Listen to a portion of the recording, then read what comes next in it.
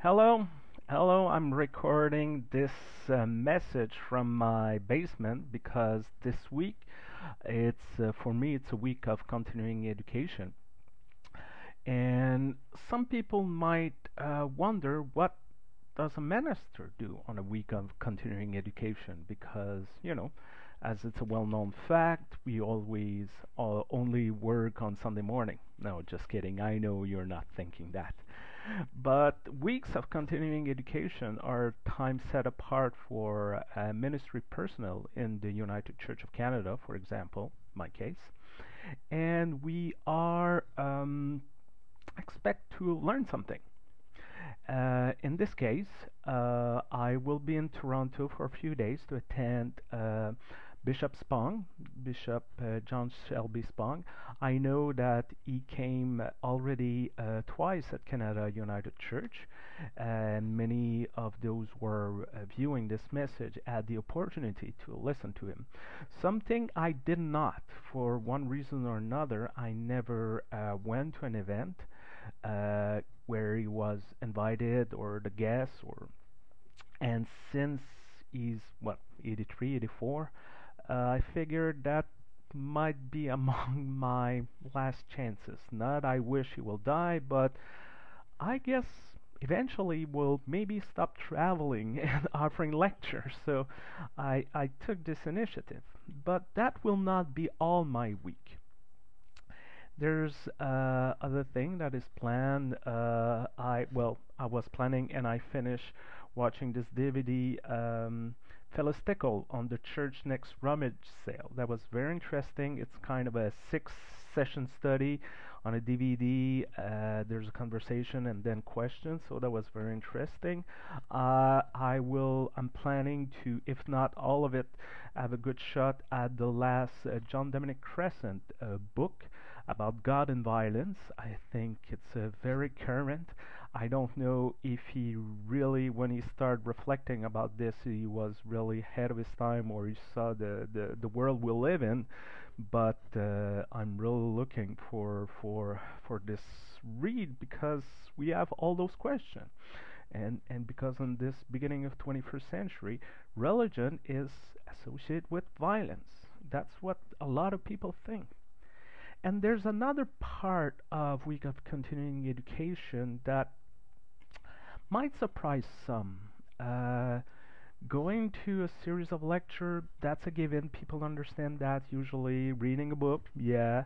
Uh, Watching video related to religion, they understand. Like a study group, maybe it will be used in a study group at the congregation later. There's a part I will also that I'm not ashamed to share with you. And once again, the more I share my reality, the more you will understand. It's to, I call it be creative. Watch movie, maybe see an exhibit or two, something like that. And some people, when they hear that, said, "What? We're paying our minister so he can watch movie?" Some would say, "I watch movie and nobody pay me for it."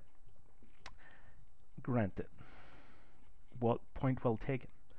It's just that one of the challenge of being a minister, and I'm not complaining. I knew this when I started in this business. I would say, is to bring a sermon every given Sunday or so, and to tell a good story, to bring this reflection in a way that is interesting, that people can relate, and so it's very important to stay current with with our world.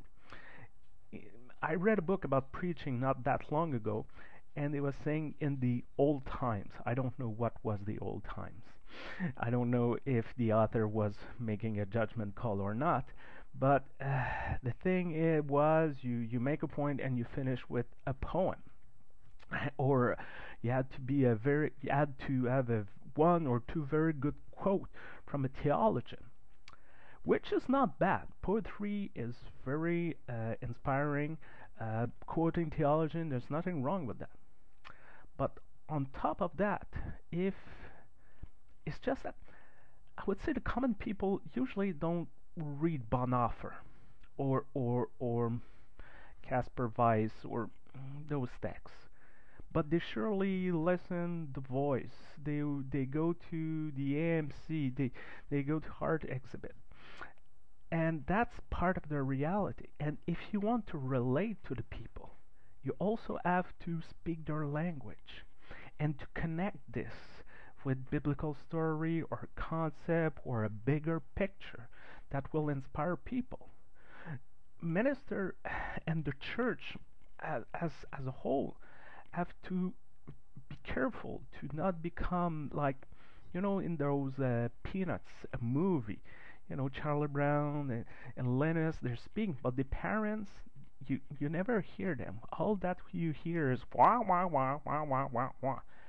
Well, the church, that's the danger of the church. If we keep speaking about things that is churchy and sometimes disconnected from the reality of the people, that's what the people will hear. Wah, wah, rah, rah, rah, rah, rah. But if you start to talk about the reality we all share, you know, it's playoff time. Okay, let's talk. Maybe there's something to draw from playoff. Maybe there's something to draw from those good or very bad movies out there. Or so that's also part of something that nourish or should nourish minister, and to absorb this and see how those stories are construct, where are they, why are they moving people or making them why are they uplifting or making people cry. So it's important, I think. And if you have doubts, you can come and we can have conversation. I'm never running away from a very good conversation. It's important to have also those moments to make sure that you remain current, that you're not disconnecting yourself from the rest of the world. And I hope this week you will be you will have the time to also make time in your that okay, let's start this sentence again. I hope this week you will set aside some time to connect with the rest of the world in a way. To either read a good book, watch a good movie, watch TV, go to art exhibit, not just for thinking you're better than. No, no, no, that's nothing to do. Just to be current, just to see what's going on right now and how can we be current with our world and how our faith can connect with this. And that's what I wish you this week. Have a great time. I sure will try to have make the best and the most of it from Spong, and I will talk about it very soon, I'm sure. Take care. Bye bye.